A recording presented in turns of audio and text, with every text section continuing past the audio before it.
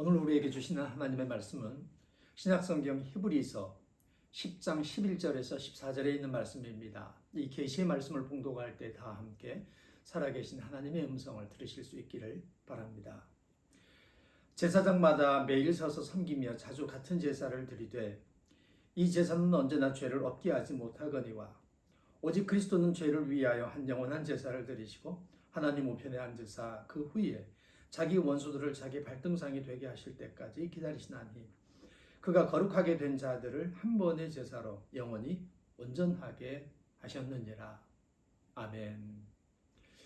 우리는 매일 손을 씻습니다. 그것도 여러 번 씻습니다. 더러움이 손을 온전치 못하게 만들기 때문에 물건을 좀 만진 뒤에도, 차를 운전한 뒤에도, 청소를 한 뒤에도, 음식을 장만할 때도 손을 씻어야만 됩니다. 이 손을 씻어서 우리에게 다가온 더러움, 우리를 오염시키는 물질들을 제거해내게 됩니다. 몸도 곧잘 더러워져서 샤워를 하고 옷을 갈아입습니다. 땀을 조금만 흘려도 냄새가 nap니다. 그리고 끈적거림에 불편해집니다. 깨끗하게 샤워를 하고 나면 개운함은 찾아오게 되고 편안하게 쉴 수가 있게 됩니다. 더러워져서 온전치 못하게 되는 것은 손발만의 문제는 아닙니다. 우리의 마음도 금세 온전치 못하게 됩니다. 우리가 하는 일에 태클을 거는 사람도 있고 방해를 하는 사람도 있습니다. 그들로 인해서 마음이 상처를 입고 선한 용기는 꺾여서 정신이 바닥을 깁니다. 어디 흔들리지 않고 피는 꽃이 있더냐 이렇게 얘기하면서 누구든지 어려움을 겪는다고 말은 하지만 사실 감정이 흔들리고 상하게 되면 선한 일도 하고 싶은 마음이 없어져 버립니다. 그래도 다시 일어설 수 있는 것은 주변에 있는 좋은 사람들 덕분입니다. 그분들 덕분에 힘을 내게 되고 다시 일어설 수 있는 용기를 얻습니다. 문제는 영혼입니다. 차에 있는 핸들같이 배에 있는 키같이 사람의 중심에는 영혼이 있습니다. 이 영혼이 온전해야 되는데 이 영혼이 길을 잃어버립니다. 그때 문제가 많이 생깁니다. 사람들은 영혼은 보이지 않으니까 그건 별로 중요하지 않는 것처럼 생각하고 그것에 대해서 의미를 부여하지 못합니다만은 실제 인간의 중심을 잡는 것은 영혼입니다. 현대의 모든 문제는 길을 잃어버렸다는 말 한마디로 요약할 수 있다. 이렇게 말한 철학자가 있습니다.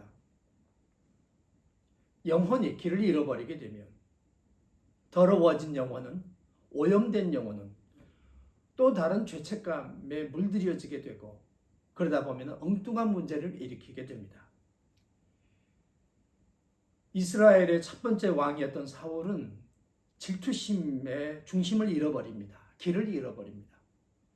그래서 나라를 구하기 위해서 힘을 다했던 다윗, 그리고 자기 사위가 되었던 다윗을 질투심에 잡아 죽이기 위해 쫓아다니는 그런 사람이 됩니다. 그러나 비참하게도 그들의 삶을 나락으로 떨어뜨린 것은 다름 아닌 그의 영혼을 잃어버린 질투심이었습니다. 그로 말미암아서 비참한 최후를 맞이한 것이 사울의 운명이었습니다. 그는 영혼의 중심을 잃어버렸습니다. 중심을 다잡고 중심이 온전하게 될 수 있는 길이 어디 있느냐? 오늘 우리가 읽은 성경 말씀은 그게 제사에 있다 이렇게 얘기합니다. 사실은 예배드리는 한 시간이 그렇게 긴 시간은 아닙니다만은 이 한 시간이 우리의 영혼을 거룩하게 합니다. 그래서 구약 성경도 읽어보면 구약 성경의 율법으로 두 가지를 얘기하는데 하나는 십계명이고 하나가 제사법입니다. 제사가 예배가 사람의 영혼을 거룩하게 합니다. 그러니까 여러분, 다른 일이 많이 있겠습니다만은 매주일 하나님 앞에 예배드리는 것을 여러분의 삶의 가장 소중한 것으로 여기면서 살아가셔야 합니다. 그럴 때 영혼의 길을 잃었다가도 다시 되찾게 되고 바른 길로 가는 일이 있게 되기 때문입니다. 오늘 우리가 읽은 성경 말씀 12절에 보면 오직 그리스도는 죄를 위하여 한 영원한 제사를 드리시고 이렇게 말씀하고 14절에는 그가 거룩하게 된 자들 한 번의 제사로 영원히 온전하게 하셨느니라 고 말씀합니다. 아시는 대로 구약의 제사는 양이 여기 오면 그 머리 위에 이 제물을 가지고 간 사람이 손을 얹고 그리고 자기 자신의 죄를 전가합니다. 그리고 죄를 대신 짊어진 이 양이나 소를 뽀갭니다. 그리고 쪼개서 갈라서 하나님 앞에 제물로 드리게 됩니다. 예수 그리스도는 자신의 몸을 쪼개서 하나님께 인간을 대신하여 제물로 바쳤습니다. 제물이 되신 예수 그리스도 그리고 그분의 죽음이 자기 자신을 위한 것이라고 믿는 사람 안에 동일시가 일어나게 되면 거기 영혼으로 가는 길이 열리게 됩니다. 시온의 대로가 열리게 되는 것이죠. 여러분에게 이 시온의 대로가 열리게 되기를 바랍니다. 이 사람은 온전해집니다. 이 온전함은 완벽을 의미하지 않습니다. 사람들은 완벽에 대한 충동, 자신감을 갖고 사는 것 같습니다. 그러나 세상에는 완벽한 사람은 없습니다. 인간으로 존재하는 한 사람은 결함이 있게 마련이고 더러움에 오염되게 마련입니다. 예수님께서 제자들에게 몸을 다 씻은 사람은 발을 씻어야 된다라고 말씀하셨는데 그리고 제자들의 발을 씻어 주셨는데 사실 우리는 늘 이 발을 씻어야 합니다. 그래서 오염된 우리의 발을 다시 그리스도의 보혈로 깨끗하게 씻어내는 일을 해야만 합니다. 그럴 때 우리의 영혼은 깨끗해져서 온전해지고 길을 잃었던 영혼은 바른 길로 갈 수 있게 됩니다.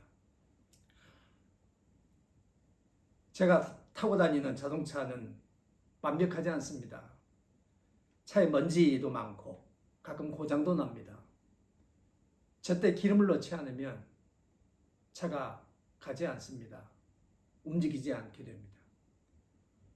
하지만 기름도 들어가고 고장난 데가 없이 적당한 상태에 이르게 되면 차는 좀 더럽고 먼지가 묻어 있어도 자신의 역할을 온전하게 해냅니다. 자동차가 완벽해야 할까요? 저는 자동차가 완벽할 필요는 없다고 생각합니다. 사람도 마찬가지입니다. 사람이 완벽해야 할까요? 완벽할 필요 없습니다. 우리는 다 결함이 있는 사람들입니다. 우리는 모두 다 죄인입니다. 그래서 예수님이 필요한 사람들이기도 합니다. 그러니까 예수 그리스도의 보혈로 말미암아 온전하게 되면 되지 완벽해야 된다는 생각은 사실은 심리적인 결함에서부터 나온 생각입니다. 나는 완벽하지 않다. 이것을 인정만 해도 삶은 훨씬 편안해집니다. 여러분, 완벽하실 필요 없습니다. 결함이 있어도 괜찮습니다. 하나님은 우리가 완벽하기 때문에 우리를 사랑하신 게 아닙니다. 우리가 죄인 되었을 때에 하나님께서 우리를 사랑하셨습니다. 우리는 결함이 많은데도 불구하고 하나님께서 우리를 사랑하셨습니다. 저는 개인적으로 아무리 생각해도 하나님의 사랑을 받을 자격이 내게 없다 하는 생각을 할 때가 많습니다. 그런데 하나님이 저를 사랑하시죠. 그래서 이 사랑이 너무나도 놀랍기만 합니다. 나 같은 죄인을 살리신 하나님의 은혜도 놀라운데 매일매일 나를 지키시고 보호하시고 이끌어 가시는 하나님의 만극한 사랑을 생각할 때 엎드려 감사하게 됩니다. 여러분, 예수 그리스도가 나를 위해 죽임당했다고 진심으로 믿는 사람은 온전해졌습니다. 자신의 역할을 제대로 감당할 수 있게 된 겁니다. 예수님께서 얘기하신 이 온전함이, 성경이 얘기하는 이 온전함이 완벽을 의미하는 게 아니라는 사실을 기억하실 필요가 있습니다. 여러분, 예수 그리스도께서 여러분 대신하여 십자가에 죽으셨다고 믿으시나요? 아멘이라고 대답하신다면 여러분은 온전해지셨습니다. 그 온전함 안에 자유를 누리면서 살아가시기 바랍니다. 하나님은 여러분이 온전해진 가운데에서 드리는 제사와 생활의 열매, 삶의 열매를 기뻐하십니다. 하나님께서 여러분을 사랑하십니다. 그 은혜에 감격하여 살아가시게 되면 세상을 충만하게 살아갈 수 있습니다. 이 놀라운 은혜가 여러분과 함께 하시기를 바랍니다.